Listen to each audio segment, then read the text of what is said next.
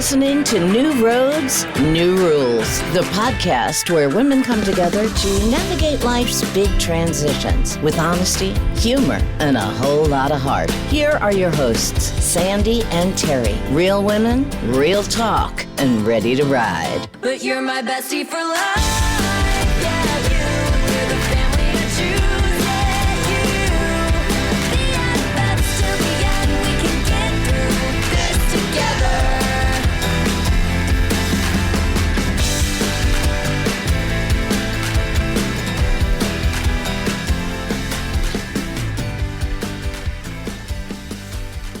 Okay, so I was scrolling through my phone yesterday, coffee in hand, minding my business, and I see the headline about Britney Spears checking into rehab, and I just stopped. I put my coffee down. I was like, what? Yeah, well, that basically takes a medical emergency for you, so it had to be something serious, right? Well, it is. It is a medical emergency, but I'm looking at this headline and I'm thinking, the world is out here going, oh, there she goes again. And I just felt sad for her, not for the reasons I expected, just sad. Right. Well, what made you sad? Tell me more about that. Well, I felt sad because I thought, how many of us are out here, with our own version of that story? Maybe not the tabloid headline version, but the version where everyone around us thinks we've got it all together, and internally we're barely holding on. Yes, this, every single one of us, I think, goes through this. Everyone goes through this. And that is what we're talking about today. That's right. Hey, guys, welcome to New Roads, New Rules. I'm Terri. Hey, Sandi. I'm Sandi. Hey, what's going on? What's new? And oh my gosh, you guys, we are officially in season 5. 5 seasons. Can you believe it? I genuinely cannot. I really cannot. 1 year ago, we were in your home and I was so sick. I remember that. We didn't know what we were doing. I was trying to stay away from you, but we only had one mic between us. Yes. And then we pressed record for the very first time. Not totally knowing what we were doing, but knowing we had something to say. And here we are, 1 year, 5 seasons, a community of roadies, and apparently a habit of making each other cry and laugh at the same time. Yeah, that's basically the brand. I think we should put it on a t-shirt, Right, somehow. cry, laugh, repeat. I mean, I'd wear it. Yeah. I think we would absolutely wear it. Okay, so to kick off season 5, we wanted to do something that felt kind of big, something that matters. And what landed for us was this idea that none of us, and I do mean none of us, has it together as it looks from the outside. Not us, not you, not the women on your Instagram feed, and not the women on the magazine covers. Nobody. Right. And that is not a depressing thought. It is actually one of the most liberating things you can hold on to. So let's go there today, Terri. Yeah, I mean, so for season 5, I also wanted, before we jump in, I wanted to do a little reflection because, again, this is 1 full year we've been doing this. I can't believe this, right? So 1 year wiser. So we basically, Sandi, you and I will each share one thing that we know now and that we wish we'd know when we hit the record button for the very first time. So I'll go first. 1 year wiser, I now know that you absolutely do not need to have the perfect thing to say. Right. I've spent so much time rehearsing in my head what I was going to talk about, what I was going to say, the moments that, roadies come back at us and what that, where the moments I said something unplanned and completely unrehearsed and I felt a little bit unfiltered. I mean, I can technically get unfiltered. Yeah. Oh, do you think? No, that tracks, right? So, okay. Right. So 1 year wiser. I know now that the thing you're most afraid to say out loud is usually the exact thing someone else needs to hear. Every single time I thought, ooh, should I really say this? And said it anyway. That's the message that comes back to us. That was me. I needed that. So say the thing, you guys. Say Yeah, the thing. absolutely. Say the thing. That should also be on a t-shirt, I think. Yeah, we can do that. We can do that. We are going to have a very full merchandise line by the end of this season, I feel. Maybe that'll be the thing we work on this season, right? Yes, agree. 1,000%. All right, so let's actually get back onto topic today because it started with Britney, and it goes so much deeper than Britney. We want to be really clear up front. We are not here just about gossiping. We're not here to pile on everything else that's been piled on, that people pile on the internet. We're here to use what's happening in the public eye as a mirror for what's happening in all of our lives, because I think sometimes it takes seeing it on the big scale to recognize it in a small, everyday version of it. No, right. So think about how many people in your life look absolutely fine on the outside. Your coworkers who always have it together. Your neighbor who posts the gorgeous family photos. Right. The friend who shows up to every event looking amazing. You have no idea what any of them are going home to. And you know what? They have no idea what you're going through either. Right, because we all are walking around performing our I'm fine face and nobody's comparing notes, and that is literally what this show exists to change. Like, this is what I would like to change in myself as well. For sure. So the research is actually wild on this, right? Yes. So, here we go. Studies show that over 70% of people regularly feel like they're the only ones in the room who doesn't have it together. 70%. Wow. So if you're in a room of 10 people, 7 of you are quietly thinking everyone else has figured something out that I haven't. When actually none of y'all have it figured out. Let's be honest. Y'all are just doing a good job at performing. Right. I mean, seriously, those numbers, like, they're both alarming and comforting at the same time. Right. It really is, right? It really is both things at once. And what famous women give us when they actually get honest is the massive public permission slip to stop performing, to say, I am in the middle of my story, and the middle of, and the middle is allowed to be messy. Right. Okay. So we're going to walk through some stories today, guys.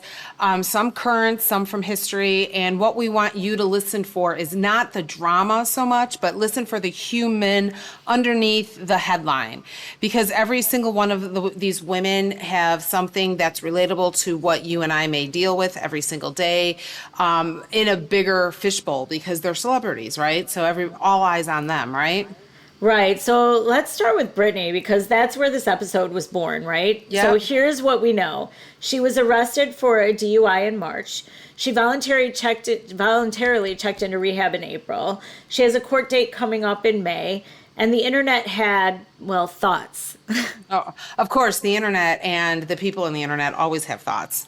Yeah, so many thoughts. And a lot of those thoughts were, of course she did. And yes, here we go again. And I want to sit with that for a second, because what does it say about us when a woman voluntarily gets help? And, our first response is cynicism. I know, it drives me crazy, right? It's crazy.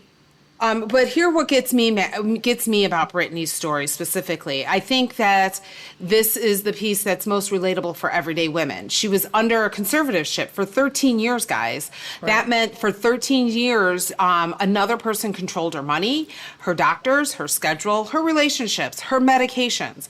And then in 2021, everybody started the, free Britney movement, right? Right. And they just expected her to just go back and be okay and to bounce back, to be healed, and to be, up on stage singing, "Oops, I did it again."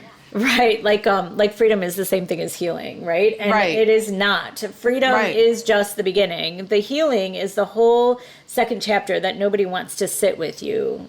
Right. How many of us have lived a smaller version of that?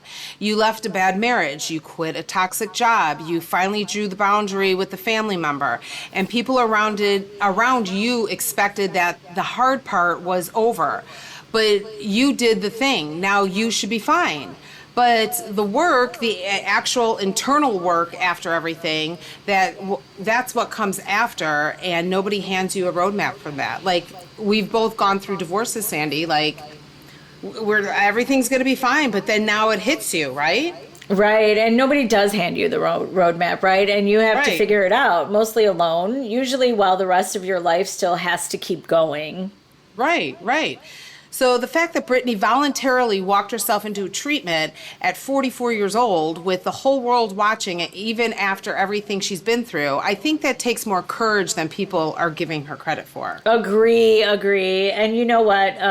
She has said to her fans after the arrest, she said, she posted a video with her son, and it said, thank you for your support. Spending time with family is such a blessing. Stay kind. Stay kind.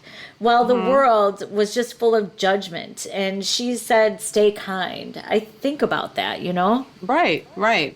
Because there is not enough kindness in this world, let's face it, right? Agree. So another celebrity that I'd like to talk about is Selena Gomez. You know Selena Gomez. Yes. Her story is one that I think particularly resonates with women who are high achievers, who push through everything, who ignore their own bodies because there's too much to do. Right. So Selena, yeah, totally. Well, Selena has lupus, an autoimmune disease that causes your own immune system to basically attack your body. Right. She was diagnosed years ago, but she kept performing, kept working, kept going. She has literally said, I would get fevers, headaches, fatigue, but I always just kept going. I kind of ignored it. I don't think I made the right decisions because I didn't accept it. And how many of us did that? It's crazy. All the time. She kept going until her body said, no, actually, we're shutting this whole operation down. Yeah. She actually needed to get chemotherapy for the lupus. And while the entire internet thought she was in rehab, she was actually in chemotherapy. And she said she wanted to scream, you guys have no idea, I'm in chemotherapy, but she stayed quiet. She protected herself while the rumors swirled around, because isn't that what the internet does? Yeah, and then then she needed a kidney transplant at 25. Right. Her best friend gave her a kidney, and she's also been diagnosed with bipolar disorder. In 2018, she had an episode of psychosis, like a break that from reality, and she stepped away entirely to get treatment. Wow. She did come back, built Rare Beauty into $1 billion company, literally built on the idea that you are enough exactly the way you are. And she has said, I will always be working on my mental health. I am not better or worse than anyone. I'm simply a person living and surviving every day. Right, love her. I know, she's not presenting herself as healed. She's presenting herself as working. And that reframe is everything. Absolutely. You don't have to be healed. You have to be working. Right, because how many of us are ignoring our own signals right now? Not lupus necessarily or disease, but exhaustion, anxiety, the knot in your stomach that's been there for 6 months, the thing your body keeps trying to tell you that you keep pushing through because there's no time. Right, so Selena's story says, your body will eventually have this conversation with you. You can choose to have it on your terms, or it'll choose for you. Yeah, no, it's happened to me, so I totally get that. Our next celebrity I want to talk about is one from our little bit of our era, Carrie Fisher. Oh, yeah. I want to take a moment and talk about someone who she's no longer with us. And she honestly, though, made all of the conversations possible. Princess Leia herself, if you only know her from Star Wars, please stay with me, because Carrie Fisher was one of the bravest women who lived, I believe. Absolutely. She was bipolar. She was an addict. She nearly died from an overdose in her 20s. She was the daughter of Hollywood royalty and grew up in absolute chaos. And instead of hiding any of it, she made it funny and honest and loud. Yep. She once said, this is one of my favorite quotes of all time of her. I have problems. Problems don't have me. She wasn't pretending she was fine. She was saying, I'm bigger than this thing that's happening inside me. Wow. And before Carrie Fisher came out publicly about her bipolar disorder in the year 2000, almost no female celebrity had ever done it. it was taboo. It was shameful. And she got on national television and said, I am mentally ill. I am not ashamed of that. I survived that. I'm still surviving it. And she laughed about it while she said it. And I love that about her. I do too. I heard that, or I read that she once threw a party when she got out of rehab. She rented an ambulance and had a cardboard cutout of Princess Leia strapped to a gurney with an IV in her arm. That is not a woman who has been broken by her experience. That is a woman who's actually owned that experience, right? Exactly. I love that. Because of her, Demi Lovato could speak up. Because of her, every woman who got a bipolar disorder, or diagnosis, I should say, in the last 20 years could find someone to point to and say, she has it too, and she is not a disaster. She is a whole person with a hat and a job and a life and a sense of humor. Exactly. Carrie Fisher is one of the reasons why we can have an episode like this today. She kicked the door open for everyone to be able to talk about things. Yeah. So I want to talk about two women. I'm sorry, I don't mean to just shift from Carrie Fisher because she's amazing. But there are so many. Yes, but there's so many. And we just mentioned one. So I just want to say, I want to talk with two women who have a lot in common, even though their stories played out very differently, okay? So Demi Lovato, we mentioned earlier, and Amanda Bynes. Oh, I remember her, Yeah, both were child stars. Both were packaged and marketed as perfect, bubbly, happy young women. Both were falling apart on the inside while performing perfection on the outside.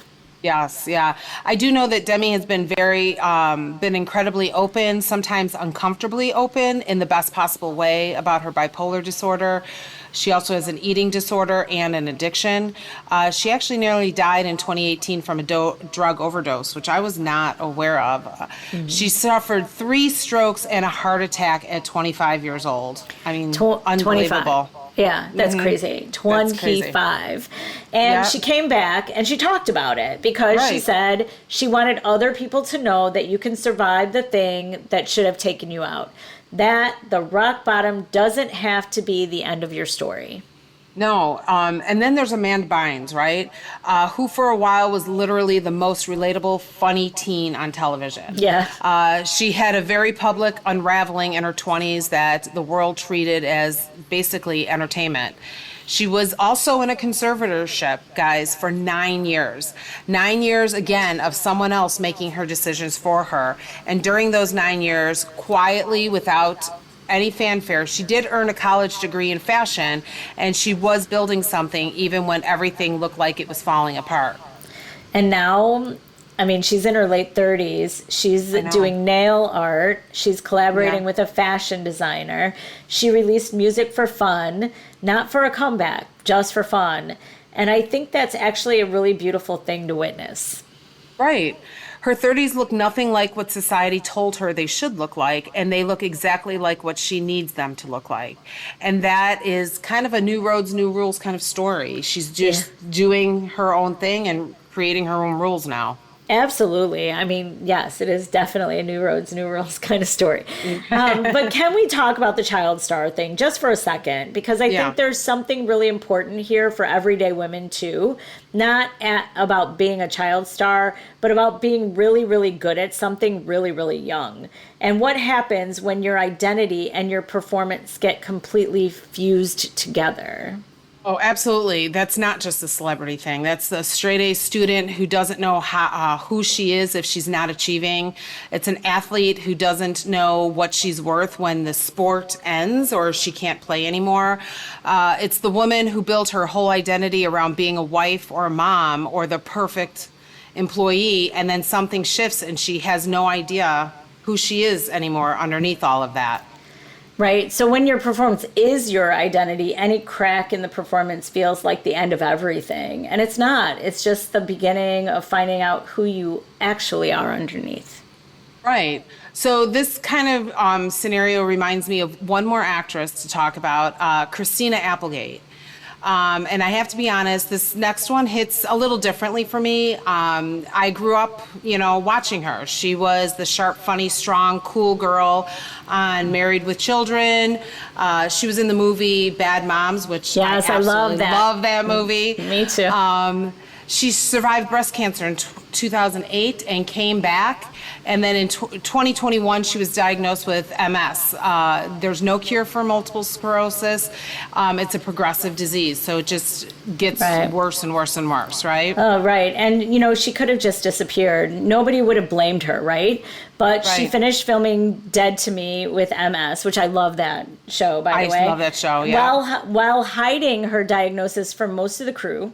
And then she came out about it publicly.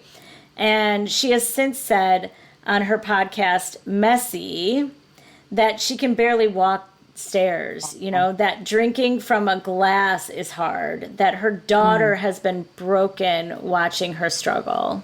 That's so sad. It is so sad. I mean, and she's like our age, but you know what? She still is so funny. Yeah. She's showing up still. She's still talking about everything with honesty and sense of humor. She calls her assistive devices and her cups and her coping tools with affection. She has names for them. She's not performing strength. She's actually living it, an actual unglamorous, real version of what strength looks like, I think. Right, and I think this is an important one to sit with for a second, right? Because sometimes we watch women go through hard things and we say, oh, she's so strong, and we put them on a pedestal. And that itself can be a cage, because what we're really saying is, please keep performing strength for us so that we feel better about the hard things. I do this, right? And I have heard most of my life, because I've had to grow up fast, and I had things in my life that I had to take care of starting at a young age. But now, and I've heard people like, oh, you're so strong, you're so strong. I feel like when I need to take a break of being quote unquote strong, I tend to feel like I'm failing. I'm showing a crack in my strong demeanor, so there's something wrong with me. I feel like I can't stop. Like I always have to be on with the smiley face and everything's fine, and I'm doing it and I'm getting it done. And, I mean, I think we absolutely do that, right? But I think we've gotten better at recognizing it. But strength doesn't always look like rising above, right? So sometimes strength looks like crying in the car and then going back inside. Or sometimes strength looks like admitting, I use a special alien cup now, and that's my life. You know what I mean? Sometimes strength is just showing up for the next 5 minutes. So Right. I mean, I always have to remind myself, right? So... All right, so we've talked about some heavy issues here with female celebrities, but I want to pivot a little, and I want to talk about, because this episode is about women who are actually doing it. Those women are doing it, and they're still doing it, and wonderfully, but I want to also talk about some women who are doing it not perfectly, not without stumbling, but intentionally. The women who have looked at their mess and gone, okay, now what do I do with this kind of thing? Right, because that is ultimately the question, right? So not, I don't know, not will the hard things happen to me. Hard things will absolutely happen to you. Right. That is a guarantee. The question is, what do you do when those things happen to you? Yes, yeah. So, like, for instance, Simone Biles, if we all remember the Olympics, not these past ones, it was the summer ones, was it? Summer or the Olympics. Was it this past one or the one before that? The past one was winter. These were the Summer Olympics. Yeah, the one before. Yeah, and let's face it, Simone is one of the greatest gymnasts of all times. And in the Tokyo Olympics, in front of the entire world, she just stepped back from the competition. She said, not in so many words, I cannot safely compete right now because my mind and body are not connected. And she took herself out of the Olympics. Yeah, and the reaction was like something, right? Like, people called her weak. They called her a quitter, unpatriotic, and she just let them talk because she knew something they didn't. That pushing through when you're not okay isn't strength. It's liability. It's actually how you get badly hurt. Right, exactly. And then in 2024, she went on to the Paris Olympics and won 4 medals, including gold, and she is now the most decorated American gymnast in Olympic history. But here's what I want you to hear. She would not have made it to Paris if she had forced her way and forced herself through what she was going through in Tokyo. The pause was not the failure. The pause was the strategy for her.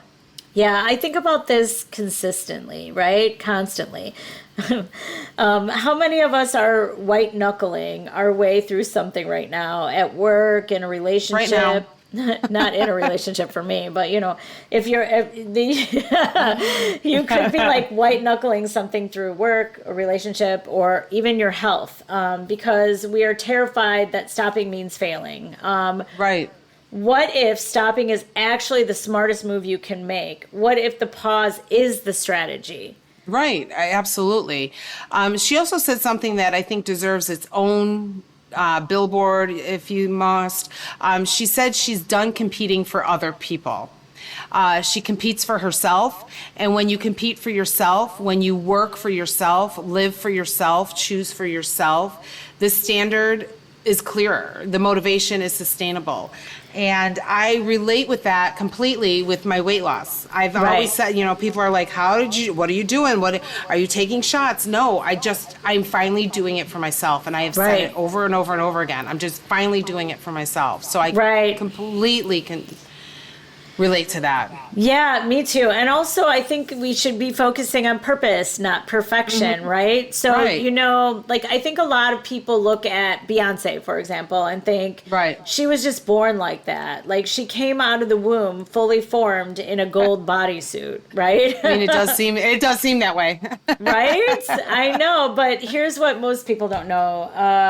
The woman that entire world calls flawless created an alter ego to get on stage. She is naturally introverted and had crippling stage anxiety. She created Sasha Fierce because she needed a way to separate herself from the performance, because Beyonce, the person, was not confident enough to do what Sasha Fierce could do. Isn't that interesting? Wow, that is interesting. I never knew that. It's such a human thing to do, and a lot of us do it. We have our work version and our real version of ourselves, the version we show the world, and the version that exists when we're just alone. Right. She also had a miscarriage before having Blue Ivy, a deeply painful experience she eventually shared publicly in Lemonade. She had postpartum depression, and she took a real break because her mother looked at her and said, you need to stop. Thank God for her mother, right? And she went and saw the world, not as Beyonce, just as a woman. She went to the Great Wall of China, and she went to museums, and she said later that was a learning phase on how to deal with mental health, even while being successful. And she's also said something that is basically a mission statement at this point. The real issue is purpose, not perfection. Not am I doing this perfectly, but am I doing this with purpose, which I have tried to ingrain in my life, not aiming for that perfectionism. I mean, if you let go of perfect as the standard and you pick up purposeful, everything changes. Your relationship with yourself changes. Your relationship with your work changes. Your relationship with the hard stuff changes, because you're not asking, am I doing this right? You're asking, does this matter? Hi, Roadies. Terri here. Let's talk. If you've been listening, you know I've been on a weight loss journey for about 1.5 years now, and I've kept the weight off. But I'm not going to lie, the sweet cravings, they are real, and they don't care how committed you are. That's why I'm obsessed with Deutsch snacking dough.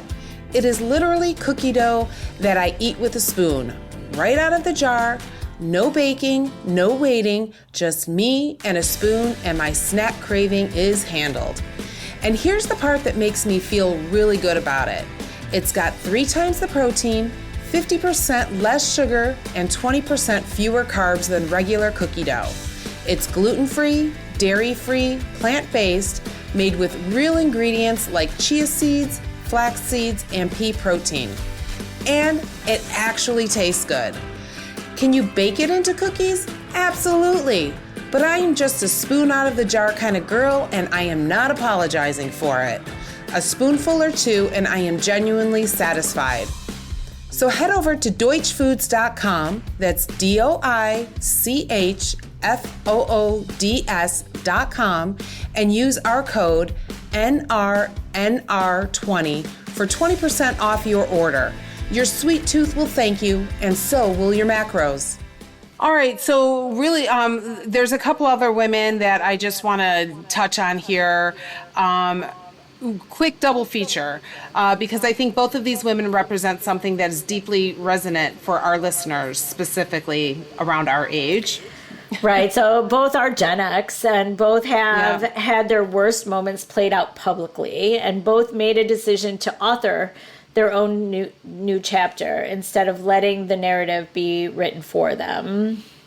Right. So the first one is Jennifer Aniston, who most of us watched on Friends for 10 years, and then we watched her go through a very public, very humiliating divorce that the tabloids treated like a national sport.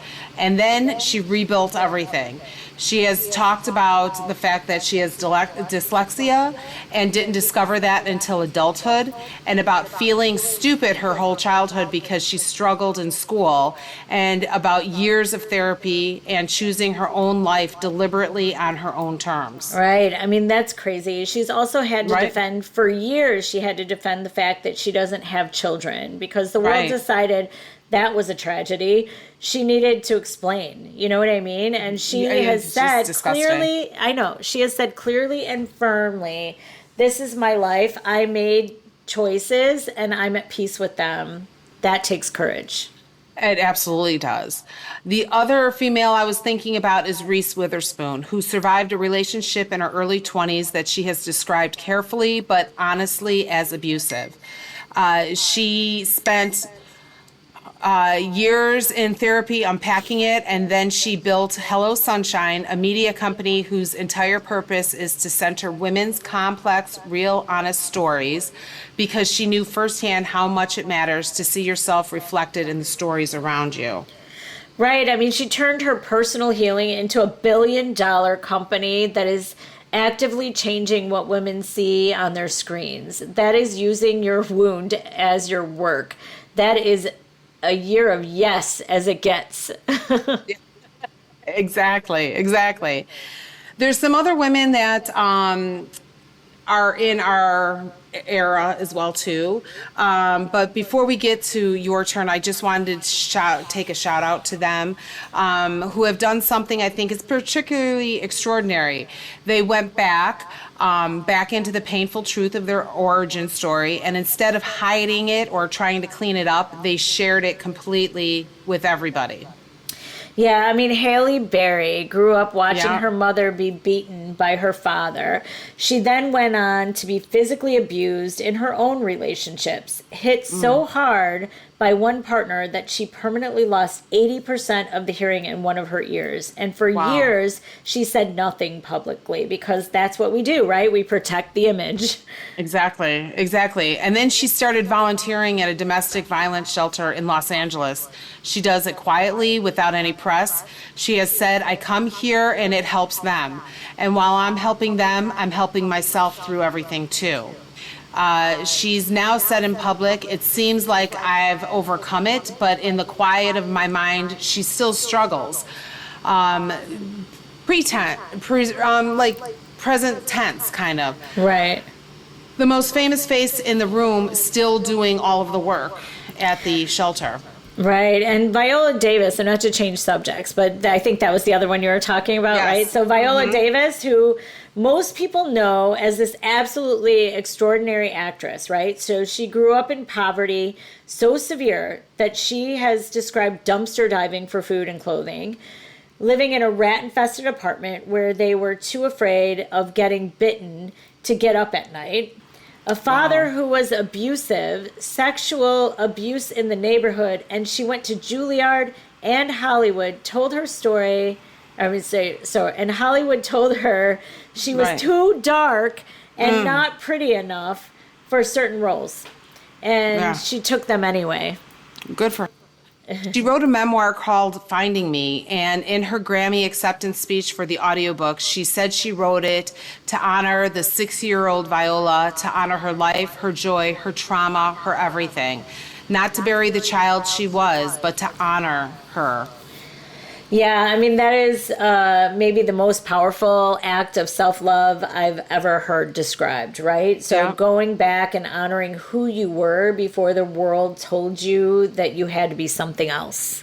Right, which I think is wonderful. I really do. Yes. All right, so let's go on to our next segment, guys. It's your turn, right? It's your turn. Let's hear what you have to say. So you know that it's that time.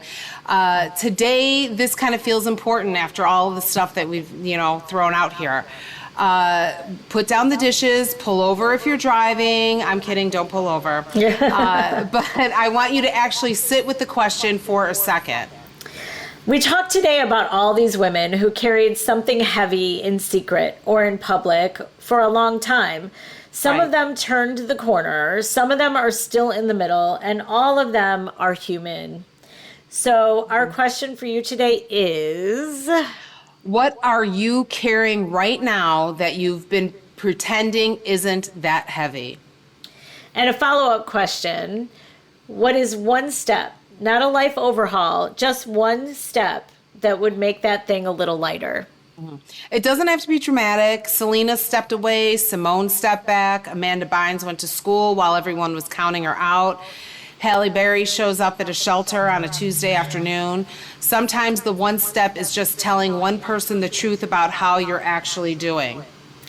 Yeah, sometimes the one step is calling your doctor, making the therapy appointment you've been putting off for 6 months, going for the walk, saying no to the thing that's draining you, saying yes to the thing that lights you up. That's exactly right. So you guys tell us your things. So what are you going to do? Like, what is it that's weighing heavily on you? And what's one small thing that you can do to help lift that weight? You can go to newroadsnewrules.com and comment on the public chat board or on Instagram or TikTok. And now it's time for the rule of the week. Okay, rule of the week. And I have to tell you, this one is for Carrie Fisher, and it is tattooed on my soul after researching this episode. All right, what is it? Okay, the rule of the week is, I have problems. Problems don't have me. That's what Carrie Fisher said. Yes. Say it again with me. Exactly. I have problems. Problems don't have me. Do not have me. Exactly. And that is it. That's the whole episode in one sentence, right? I love it. I love everything about it. I mean, we should have started with that quote. Right, exactly. Carrie Fisher said it first and best. Write it on a sticky note, guys. Put it on your mirror. Scream it in your car. Remember the rule, right? Right. Absolutely. So with our new season, I've come up with another little add-on for our season, change things up a little. Yay! I know. So it's going to be called Permission Slip. Every week we're going to give out permission slips. All right, so this week our permission slip is kind of long, but we had a lot to deal with in this, a lot to talk about in this, right? So this week we are giving you full permission to be exactly where you are. Not where you thought you'd be, not where everyone else seems to be, not where you were 6 months ago. You're exactly right here. You have permission to still be figuring it out. You have permission to need help. You have permission to be in the messy middle of your story and not have a tidy lesson yet. The highlight reel is not the whole story. Your behind the scenes is valid. Your struggle is not a character flaw, and your healing does not have to be convenient for anyone else's timeline. You are whole, worthy, a still in progress person, and that is basically enough. Yes. That permission slip was written for you, all of you. Keep it. Just keep it close. Absolutely. Keep it close. All right, well, I want to close today by saying something that I mean very seriously, even though I'm going to say it in a way that sounds like it should be on a bumper sticker. Oh, I love those. Come on now. All right, so the reason Carrie Fisher mattered, the reason Viola Davis's memoir hit like it did, the reason why we have roadies who show up week after week is not because we have it all figured out. It's because we are honest about the fact that we absolutely don't have it figured out. We show up anyway, we keep on going, and we find each other in the mess, in the middle of the mess. You know, Terry, I was thinking about this earlier. 1 year ago, we pressed record for the first time, and I was so nervous in a way that I hadn't been nervous in a long time, because I knew that what we were signing up for was going to be really public, right? Yes. And it was terrifying. And I don't regret a single second of it. No, same. I mean, and the roadies who found us, who keep finding us every Tuesday or whatever day they happen to listen to the podcast, they're not here because we're perfect. They're here because we're human, and they are too. And that's the whole point of our podcast. Right, right. So to every woman listening today who is in the middle of something hard, whether it's something the world knows about or something only you know about, this episode is for you. You don't have to be healed to be worthy. You don't have to have it together to be moving forward. You just have to keep going. Right. The road is still open. New roads, new rules, and we're still on the journey that we're going to go through together. If this episode hit home for you, share it. Send it to a woman in your life who needs to hear it. Drop it in our group, in a group chat, any group chat, because you never know who is holding something heavy right now and just needs to hear that they are not alone. Absolutely. And also come find us. Again, we're at newroadsnewrules.com.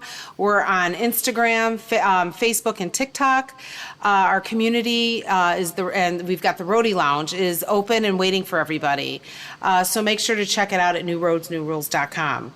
And say hi. Come say hi. We just want to come. Yes. We're always up for meeting new people. Please come say hi. We will, and with that, we will see you guys next week. See you guys then. You're my bestie for life.